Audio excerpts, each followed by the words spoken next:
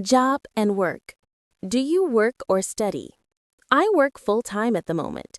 I completed my studies a couple of years ago and have been gaining professional experience since then. Where do you work? Currently, I am working as a teacher at Crescent View School. This is a full-time job and I joined this school 2 years ago. Do you like your job? Yes, I do enjoy my job.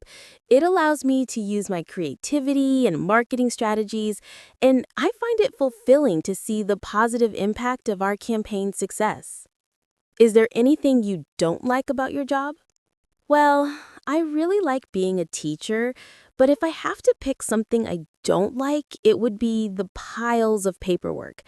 Checking and grading lots of notebooks and writing reports can get a bit overwhelming. However, I know it's important for tracking students' progress, so I try my best to manage it well. Overall, it's worth it.